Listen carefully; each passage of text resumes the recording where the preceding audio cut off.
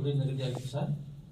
ಅದರಲ್ಲಿ ನಾವು ಪ್ರತಿ ಮಂತ್ ಅವನ್ನೆಲ್ಲ ಕೂಡ ಅಪ್ಡೇಟ್ ಮಾಡಿ ಡೆತ್ ಆಗಿರೋದು ಮತ್ತೆ ಅರ್ಹ ಫಲಾನುಭವಿಗಳ ಗುರುತಿಸಿ ಈಗ ಇವತ್ತಿಗೆ ಪ್ರಸ್ತುತ ಎಸ್ ಸಿ ಕ್ಯಾಟಗರಿ ಬಂದಾಗ 21,284 ಜನ ಇದ್ದಾರೆ ಸರ್.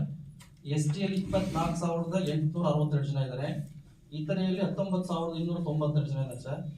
OBC ಬಂದಾಗ 19,317 ಇದ್ದಾರೆ ಸರ್. ಅಲ್ಪಸಂಖ್ಯಾತ ತಗೊಂಡಾಗ 4,207 ಜನ ಇದ್ದಾರೆ. ಒಟ್ಟು ನಮಗೆ 88,962. ಇದು ನಿನ್ನೆಗೆ ನಾವು ಆನ್ಲೈನ್ ಡೇಟಾ ತಗೊಂಡಿದ್ದೆ ಸರ್ ಲಾಸ್ಟ್ ಅಲ್ಲಿ. ಅಂದ್ರೆ ನಮಗೆ ಗುರಿಗಿಂತ ಈಗ ಲಾಸ್ಟ್ ಟೈಮ್ ನೋಂದಣಿ ಆಗಿರೋದು 88,962 ಸರ್. ಗುರಿಗಿಂತ ಇನ್ನು 10 ಜಾಸ್ತಿ ಆಗಿದೆ. ಅದಕ್ಕೋಸ್ಕರ ನಮ್ಮ ಅರ್ಹತೆ ಇರುವಂತಹ ಫಲಾನುಭವಿಗಳೆಲ್ಲರೂ ಕೂಡ ಗುರುತಿಸಿ ಇದನ್ನ ಎಂಟ್ರಿ ಮಾಡಿಸ್ತಾ ಇದೀವಿ ಸರ್. ಇಷ್ಟು ಫಲಾನುಭವಿಗಳಲ್ಲಿ ಈಗ ನಮಗೆ ಗೃಹಲಕ್ಷ್ಮಿ ಅರ್ಜಿ ಹಾಕಿ ಅವರು IT GST ತೋರಿಸ್ತಾರ ಫಲಾನುಭವಿಗಳು ಸರ್ 670 ಹಂಗೆ ಇದೆ ಸರ್. ಅವ್ರಿಗೆ ತಮ್ಗೆ ಗೊತ್ತಿರೋ ಹಾಗೆ ಲಾಸ್ಟ್ ಕಳೆದ ಮೀಟಿಂಗ್ ಹೇಳ್ದಂಗೆ ಅವ್ರಿಗೆ ಹಿಂಬರ ಕೊಡಿ, ಅವ್ರಿಗೆ ಈ ಅವಕಾಶ ಇಲ್ದಿರೋದ್ರಿಂದ ಅಂತ ಹೇಳಿ ಅವರೆಲ್ಲ ಗುರುತಿಸಿ ಹಿಂಬರ ಕೊಡ್ತಾ ಇದೀವಿ ಸರ್. ಜೊತೆ NPC ಫೇಲ್ಡ್ ಆಗಿರುವಂತಹ ಫಲಾನುಭವಿ 45 ಅವ್ರು ಇದ್ದಾರೆ. ಅವ್ರಿಗೂ ಕೂಡ ನಾವು ಹೊಸದಾಗಿ ಅವ್ರಿಗೆ BPL ಬ್ಯಾಂಕ್ ಅಕೌಂಟ್ ಮಾಡ್ಸಕ್ ಹೇಳ್ತಾ ಇದೀವಿ ಸರ್. EKYC ಫೇಲ್ಡ್ ಆಗಿರುವಂತವು 34 ಇದ್ದಾರೆ. ಇವ್ರಿಗೂ ಕೂಡ ಐಡೆಂಟಿಫೈ ಮಾಡಿ ನಮಗೆ ಬ್ಯಾಂಕ್ ಅಲ್ಲಿ ಹೋಗ್ಬಿಟ್ಟು ಅವ್ರಿಗೆ EKYC ಮಾಡಕ್ ಹೇಳಿದೀವಿ ಸರ್. ಪೇಮೆಂಟ್ ಸ್ಟೇಟಸ್ ತಗೊಂಡಾಗ ಸರ್ ಈಗ ಅಪ್ ಟು ಸೆಪ್ಟೆಂಬರ್ ವರೆಗೂ ಕೂಡ ಹಣ ಪಾವತಿ ಆಗಿದೆ ಸರ್. ಇದರಲ್ಲಿ ಲಾಸ್ಟ್ ಟೈಮ್ ಹೇಳಿದಂಗೆ ಫೆಬ್ರವರಿ ಮತ್ತು ಮಾರ್ಚ್ 2 ತಿಂಗಳ ಒಂದು ಹೊರತುಪಡಿಸಿ ಉಳಿದಂತೆ ಸೆಪ್ಟೆಂಬರ್ 2026 ಲಾಸ್ಟ್ ಟೈಮ್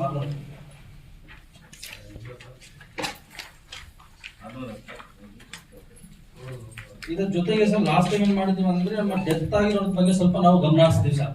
ನಮಗೂ ಮತ್ತೆ ಫುಡ್ ಡಿಪಾರ್ಟ್ಮೆಂಟ್ ಅವ್ರಿಗೆ ಡೆತ್ ಆಗಿರೋದು ಟ್ಯಾಲಿ ಆಗ್ತಾ ಇಲ್ಲ.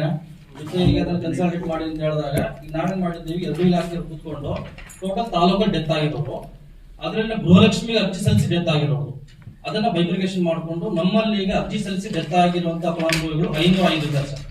ಅವ್ರಿಗೆಲ್ಲರೂ ಕೂಡ ನಮ್ಮ ಒಂದು ಕ್ಷೇತ್ರ ಮಟ್ಟದಲ್ಲಿ ಅಂಗನವಾಡಿ ಕಾರ್ಯಕರ್ತರಿಂದ ಮಾಹಿತಿ ತಗೊಂಡು ಅವ್ರ ಡಿಪಾರ್ಟ್ಮೆಂಟ್ಗೂ ಮಾಹಿತಿ ಕೊಟ್ಟು ನಮ್ಮಲ್ಲಿ ಅಷ್ಟು 505 ಜನರನ್ನ ಎಂಟ್ರಿ ಮಾಡಿಸಿ ಡಿಲೀಟ್ ಮಾಡಿಸಿ ಒಂದು ಪಾರ್ಟ್. ಎರಡನೇದು ಆ ರೇಷನ್ ಕಾರ್ಡ್ ಅಲ್ಲಿ ನೆಕ್ಸ್ಟ್ ಯಾರಿದ್ದಾರೆ ಫಲಾನುಭವಿ ಯಾರು ಅದನ್ನ ಐಡೆಂಟಿಫೈ ಮಾಡಿ ಅವ್ರ ಮನೆಯಿಂದ ಅವ್ರಿಗೆಲ್ಲರೂ ಕೂಡ ಫುಡ್ ಡಿಪಾರ್ಟ್ಮೆಂಟ್ ಕಳಿಸಿ ಅವ್ರಿಗೆ ನೆಕ್ಸ್ಟ್ ಎಲಿಜಿಬಲ್ ಕಾರ್ಡ್ ನ ಅಪ್ಡೇಟ್ ಮಾಡಿಸಿ ಅದನ್ನ ನಾವು ಎನ್ರೋಲ್ ಮಾಡಿರೋದಕ್ಕೆ ಈಗ ಲಾಸ್ಟ್ ಮಂತ್ ಗಿಂತ 40 ಜಾಸ್ತಿ ಆಗಿದೆ ಸರ್. ಈಗ ಹಂಗಾಗಿ ನಮಗೆ ಪ್ರತಿ ಹಂತದಲ್ಲೂ ಕೂಡ ಅವರಿಗೆ ಅಪ್ಡೇಟ್ ಮಾಡ್ತಾ ಇದ್ದೀವಿ. ಜಾಸ್ತಿ ಆಗಿದೆ ಸರ್, ಯಾಕಂದ್ರೆ ಅದನ್ನ ಡೆತ್ ಆಗಿರೋ ಅಪ್ಡೇಟ್ ಮಾಡಿ 40 ಜಾಸ್ತಿ ಆಗ್ತಾ ಇದೆ. ಈಗ ಪ್ರತಿಯೊಂದು ಡೈಲಿ ಅಪ್ಡೇಟ್ ಆಗ್ತಾ ಇರೋ ಸರ್, ಪ್ರತಿಯೊಂದು ಆಗ್ತಾ ಇರ್ತಾರೆ. ಅದಕ್ಕಂತ ಗೊತ್ತಿರುವಾಗೆ ಡೆತ್ ಆದ ತಕ್ಷಣ ಅದು ಅಪ್ಡೇಟ್ ಆದ ತಕ್ಷಣ ತಿಂಗಳು ಬೇಕು ಸರ್, ಅದರಿಂದ ತಗೊಳುತ್ತೆ. ಅದು ಅಪ್ಡೇಟ್ ಆದಂಗಿಲ್ಲ ನಾವು ಅಪ್ಡೇಟ್ ಮಾಡಿಸ್ತಾ ಇದನ್ನೇ ನಮ್ಮ ಲಾಗಿನ್ ತಗೊಂಡು ಅದು ಅಪ್ಡೇಟ್ ಮಾಡ್ತಾ ಇದ್ದೆ ಪ್ರೋಸೆಸ್ ಹಂಗಿದೆ ಸರ್. ಬಟ್ ಏನು ತಾಂತ್ರಿಕ ಸಮಸ್ಯೆಗಳು ಇಲ್ಲ ಸರ್. ಬಟ್ ಅಪ್ಡೇಟ್ ಮಾಡಿದಾಗ ಕಂಟಿನ್ಯೂ ಮಾಡ್ತಾ ಇದ್ದೀವಿ. ಈಗ ಎರಡನೇದು ಅದನ್ನ ಈಗ ಕ್ಲಿಯರ್ ಆಗಿ ಈಗ ಮಾನದಂಡ ಏನಾಗಿದೆ ಸರ್. ಈಗ ಚೇಂಜಸ್ ಅಂದ್ರೆ ಲಾಸ್ಟ್ ಟೈಮ್ ಏನಾಗ್ತಿತ್ತು, ಬ್ಯಾಂಕ್ ಅಲ್ಲಿ ಅಕೌಂಟ್ ಡೆತ್ ಆದ್ಮೇಲೆ ಅವ್ರಿಗೆ ದುಡ್ಡು ಬರ್ತಾ ಇತ್ತು. ದುಡ್ಡು ಬಂದ ಮೇಲೆ ಬ್ಯಾಂಕ್ ಅವ್ರು ನಮಗೆ DD ಚಲನ್ ಮಾತ್ರ ನಮಗೆ ಕಳಿಸ್ತಾ ಇದ್ರು. ಈಗ ಇನ್ಸ್ಟ್ರಕ್ಷನ್ ಆಯ್ತು ಗವರ್ಮೆಂಟ್ ಇಂದ ಅಂದ್ರೆ ಡೆತ್ ಆದ ತಕ್ಷಣನೇ ಈಗ ಶಾಲಾ ಕ್ಷೇತ್ರದಲ್ಲಿ ಅಂದ್ರೆ ನಮ್ಗೆ ಫೀಲ್ಡ್ ಅಲ್ಲಿ ಅಂಗನವಾಡಿ ಟೀಚರ್ಸ್ ಗೊತ್ತಿರುತ್ತೆ ಯಾರು ಡೆತ್ ಆಗ್ತಾರೆ ಇಮಿಡಿಯೇಟ್ ಮಾಹಿತಿನ ನಮ್ಗಾಗಿರ್ಬೋದು ಫುಡ್ ಡಿಪಾರ್ಟ್ಮೆಂಟ್ ಸಂಬಂಧಪಟ್ಟ MVAಗಳನ್ನ ಅಥವಾ PDO ಮೂಲಕ ಮಾಹಿತಿ ಕೊಡ್ತಾರೆ ಅವ್ರ ಡಿಪಾರ್ಟ್ಮೆಂಟ್ಸ್ ಗೆ. ನಮ್ ಡಿಪಾರ್ಟ್ಮೆಂಟ್ ನಾವೇ ಮಾಹಿತಿ ತಗೋತೀವಿ. ಆ ಮಾಹಿತಿ ಇಮಿಡಿಯೇಟ್ ತಗೊಂಡೋಗಿ ನಮಗೆ ಲಾಗಿ ಕೊಟ್ಟಿದ್ದಾರೆ ಈಗ. ಯಾಕಂದ್ರೆ ಅವರೆಲ್ಲ ಓಡಾಡ್ಕೊಂಡು ಬರೋಷ್ಟಲ್ಲಿ ಸುಮಾರು 2 ತಿಂಗಳು 3 ತಿಂಗಳಾಗುತ್ತೆ. ಅಲ್ಲಿ ಲೇಟ್ ಆಗುತ್ತೆ ಅಂತ ಹೇಳಿ ಈಗ ಜಸ್ಟ್ ಡೆತ್ ಆಗಿದೆ ಅಂತ ಹೇಳಿ ಗೊತ್ತಾದ ತಕ್ಷಣನೇ ನಮ್ಗೆ ಮಾಹಿತಿ ಬರುತ್ತೆ.